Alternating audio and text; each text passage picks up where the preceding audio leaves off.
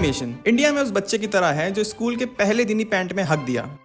हम इंडियंस को खुद ही ज्यादा उम्मीद नहीं है इंडियन एनिमेटेड शोज या सीरीज से, और कैसे होगी जब आजकल हर दूसरी एनिमेटेड मूवी छोटा भीम पर बन रही है। और मैं तुम्हें अंदर की बात बताऊं तो ये छोटा भीम सबसे बड़ा रेड फ्लैग है। चुटकी के साथ रहता है क्योंकि इसको लड्डू मिल रहे हैं, और इंदुमती को ये दहेज के चक्कर में नहीं छोड़ रहा है। देख रहे हो? तो आखिर मैं इंडियन एनिमेटेड शोज देखूं ही क्यों जब मुझे कोई वैल्यू मिल ही नहीं रही है, ना एंटरटेनमेंट के फॉर्म में, ना मोरल के फॉर्म में, और ना ही सेटिस्फैक्शन के फॉर्म में। और बस यहीं पर वेस्टर्न एनिमेटेड शोज और एनिमे बाजी मार जाते हैं। तो अगर देखा जाए तो वेस्टर्न एनिमेटेड शोज और एनिमे ने वही किया है इंडियन ऑडियंस के साथ जो सत्यनारायण त्रिपाठी ने किया था बीना के साथ, सेटिस्फाई, जो कालीन भैया नहीं कर पाए। तो आज मैं इसी के बारे में बात करने वाला हूं कि क्यों इंडियंस इंडियन एनिमेटेड शोज को ना पसंद करते हैं और वेस्टर्न एनिमेटेड शोज और एनिमे को पसंद करते हैं। इसकी तह तक जाएंगे। और क्यों इंडिया में अक्सर रामायण और महाभारत के ऊपर ही हमें एनिमेटेड शोज या मूवीज देखने को मिलते हैं। तो शुरू किया जाए। There are two Indias we live in. एक जो एनिमेटेड शोज और मूवी देखने वाले को ईशान अवस्थी और एनिमे देखने वाले को एनिमे का चौदह बुलाती है, और दूसरी जो कहती है यार इंडिया में कोई ढंग का एनिमेटेड शो या मूवी नहीं बनती है। अब टीवी और एनिमेशन का बहुत पुराना रिश्ता है। लोग अक्सर भूल जाते हैं कि ये जो एनिमेशन है ये टीवी के लिए बनाया गया था। टीवी के आने से पहले भी एनिमेशन बनाया जाता था, मगर वो बहुत ही शॉर्ट लेंथ का होता था और उसकी स्टोरी ऐसा कुछ होती नहीं थी, बस एक मोरल मैसेज टाइप का होता था। लेकिन यहाँ पर डिज्नी बाजी मार जाता है। वो अलग था। वो क्या करता था, जो पॉपुलर फोक लोर्स जो होती थी जैसे कि 1001 अरेबियन नाइट्स, वो उनको लेकर अपने कार्टून्स को बनाता था, उनसे इंस्पायर होकर। और इन एनिमेटेड शोज और मूवी को एयर करने के लिए फॉरेन कंट्रीज जैसे कि अमेरिका, वहां पर टीवी था जो कि 1927 में ही इंट्रोड्यूस हो गया था। लेकिन इंडिपेंडेंस के साथ साथ टीवी का एक्सेस भी भारत को देर में मिला था। भारत की जनता के पास टीवी का एक्सेस आया है 90s में, और वो भी सिर्फ एलीट लोगों के पास, जहां पर सिर्फ एक ही चैनल आता था क्योंकि मार्केटिंग तो करी नहीं जाती थी। तो टीवी नहीं तो ऑडियंस नहीं, ऑडियंस नहीं तो कार्टून नहीं। इंडिया की पहली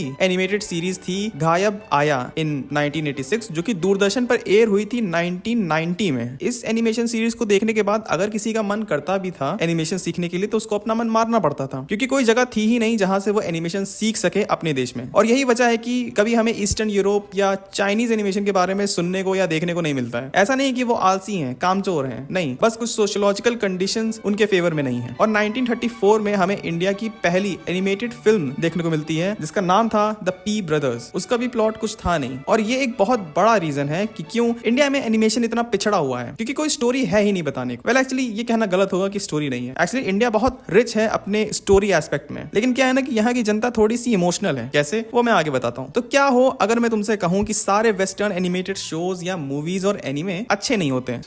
I don't say. एक बार बात सुनो मेरी। जैसे कि एग्जाम्स में जितना पढ़ा हुआ रहता है उसमें से 80% हवा हो जाता है और सिर्फ 20% ही याद रहता है, वैसे ही हर जगह होता है। तुम में कोई कमी नहीं है, इट्स नेचुरल। 80% चीजें लोग भूल जाते हैं और याद रहता है तो सिर्फ 20% चीजें जो एक्चुअली में इम्पैक्ट डालती हैं तुम्हारे ऊपर। और यही सेम चीज एनिमेशन में भी अप्लाई होता है, जहां 80% जो cartoon shows, anime, song, movies, ये कहीं से भी लोगों को इंप्रेस नहीं करते हैं। ये सिर्फ एग्जिस्ट इसलिए करते हैं ताकि जो सिस्टम बना हुआ है उसको जिंदा रखा जा सके, उसको आगे चलाया जा सके। और सिर्फ 20% ऐसी चीजें होती हैं जो हमारे दिल को छू जाती हैं। तो जब टीवी नए नए आए थे तो ये जो टीवी नेटवर्क्स होते हैं इन्होंने एनिमेटेड शोज को एयर करना शुरू करा था 2000s में। जो शोज हमने देखे थे वो 40 साल पुराने थे, लेकिन उस टाइम पे कहां पता था। मुझे तो बचपन में यही लगता था कि कोई टीवी के अंदर बैठकर ये सब बना रहा है, और इसीलिए मैं कभी कभी टीवी के पीछे रोटी फेंक दिया करता था कि भाई खा ले जब तक मैं स्कूल से वापस आता हूँ। कितना मासूम था मैं। और अब देखो, याद है टॉम एंड जेरी या मिकी माउस, पॉकीमोन, ये सारे शोज हमें इसलिए अच्छे लगते हैं क्योंकि ये बेस्ट ऑफ द बेस्ट हैं। हमें सबसे बेस्ट चीज दिखाई गई थी, तो कैसे पसंद नहीं आती। तो हमने सारे एनिमेटेड शोज नहीं देखे हैं, हमने 40 से 50 सालों में जो बेस्ट था वो देखा है, और एक परसेप्शन बना लिया कि अगर यहाँ से आ रहा है तो ये बेहतर ही होगा। आज भी उन शोज के नए एपिसोड बन रहे हैं, लेकिन हम उन्हें नहीं देखते हैं। इसलिए नहीं कि हम बड़े हो गए हैं, मतलब एक रीजन तो है, अब अच्छा नहीं लगेगा कि कॉलेज छोड़कर मैं घर पे टॉम एंड जेरी देख रहा हूँ, लेकिन जो मेन रीजन है कि अब उनमें वो ओजी वाली बात रही ही नहीं। और जैसे कि मैंने कहा था कि कोई स्टोरी नहीं है, कोई सोर्स मटेरियल नहीं है जहां से इंस्पिरेशन ली जाए और कुछ बनाया जाए एनिमेशन में। अनलाइक अमेरिका या जापान, अमेरिका में कॉमिक का कल्चर है। पिछली सेंचुरी अमेरिका में बच्चे पगलाए हुए थे कॉमिक्स के पीछे। इवन वॉर्स के टाइम पे जो गवर्नमेंट थी वो कॉमिक्स के थ्रू अपने प्रोपेगेंडास को स्प्रेड करती थी लोगों में। फिर जापान में मांगा इंडस्ट्री है, वहां लोगों का पैशन है मांगा लिखना। वहां के बच्चे डॉक्टर या इंजीनियर बनने के बारे में नहीं सोच रहे हैं, वो सोच रहे हैं कि मांगा आर्टिस्ट कैसे बना जाए। बहुत सारे जापानीज एनिमे डायरेक्टर्स हैं तो वो पहले मांगा राइटर्स ही थे। अमेरिका में जितने भी पॉपुलर एनिमेटेड शोज हैं वो सब कॉमिक पर ही बेस्ड हैं। इसका बेस्ट एग्जांपल है डीसी का एनिमेटेड यूनिवर्स। बस वो कब आया और कब चला गया पता नहीं चला। फिर जितने तुमने एनिमे देखे होंगे, जितने भी क्लासिक वाले, वो सब मांगा पर ही बेस्ड हैं। चाहे वो अटैक ऑन टाइटन हो, डीमन स्लेयर हो, डोरेमोन हो, शिनचैन हो, सब के सब एवरीबॉडी मांगा पर ही बेस्ड है। मगर इंडिया में ना तो कॉमिक्स चली और मांगा इंडिया में सिर्फ बादल पड़ रहा है। और इसीलिए इंडिया में अगर कोई एनिमेटेड शो या मूवी बनती भी है तो वो अक्सर माइथोलॉजी पर बेस्ड होती है, क्योंकि और कोई तो सोर्स मटेरियल है ही नहीं ना। और यहाँ पर भी क्रिएटर्स को बहुत ही सावधान रहना पड़ता है, वरना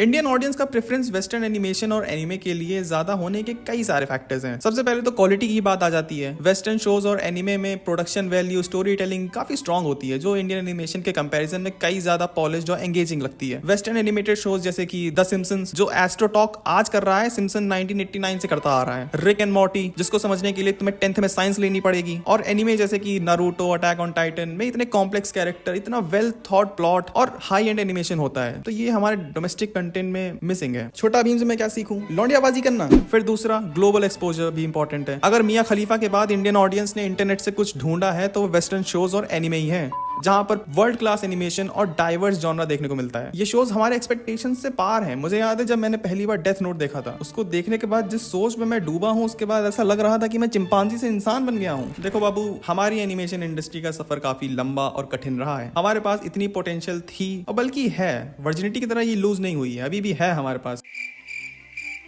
क्यों मैं ऐसा? लेकिन कभी कभी लगता है कि हम अपनी असली पहचान को खो रहे हैं। हमने जो कार्टून्स देखे वो हमारी बचपन की यादें हैं, पर वो हमारे नहीं है। पर हम चाहते हैं कि एनिमेशन और ग्रो हो, डेवलप हो इंडिया में। और कोई कमी नहीं है मटेरियल की। हमारे देश की कहानियां, हमारे रीति रिवाज, हमारा इतिहास, सब कुछ तो है जो एनिमेशन के थ्रू हम दुनिया तक पहुंचा सकते हैं। हमारे पास वो क्रिएटिविटी है जो वर्ल्ड क्लास स्टूडियो के पास नहीं है। हमारे पास अपना सोल है, वो जो हमारे लोग हैं, हमारे इमोशन, हमारे सपने से जुड़े हैं। तो क्यों ना हम अपने एनिमेशन को उसी तरह बनाएं जैसे कि हम अपनी कहानियां सुनाते हैं। क्या जरूरत है हमें किसी और के काम को देखकर अपनी हिम्मत तोड़ने की? हमने हर एक चीज को अपने अंदाज में करा है, तो एनिमेशन को क्यों नहीं? और अगर हमारी कहानियों में वो सच्चाई, वो इमोशन, वो पैशन होगा तो हम अपनी ऑडियंस से जरूर कनेक्ट करेंगे। और आजकल बहुत से ऐसे क्रिएटर्स हैं जो कि अपनी तरफ से स्टैंड ले रहे हैं। अगर तुमने आरजे बकेट लिस्ट के बारे में सुना होगा, काफी सही कर रहा है वो। एज अ इंडिविजुअल क्रिएटर वो बहुत सही कर रहा है। बस वीडियो डालने में थोड़ा सा कंजूस है, पर सही है। हमारे पास हर स्किल है, हर आइडिया है, बस थोड़ा सा फोकस, थोड़ा सा ऑडियंस के प्यार की जरूरत है। देखो मूवमेंट बन रहा है, मैं शायरी कर देता, लेकिन फिर तुम पीजे से कंपेयर करने लगते हो, तो नहीं करूंगा। So that's it for this video. अब मैं जा रहा हूँ जिम ज्वाइन करने, क्योंकि एडिटिंग करते करते मैं भूल गया था कि एनिमेशन इंडस्ट्री इंडिया में आगे बढ़े ना बढ़े, लेकिन मेरा पेट आगे जरूर बढ़ रहा है। तो मैं मिलूंगा तुमसे किसी और वीडियो में, तब तक के लिए बाय।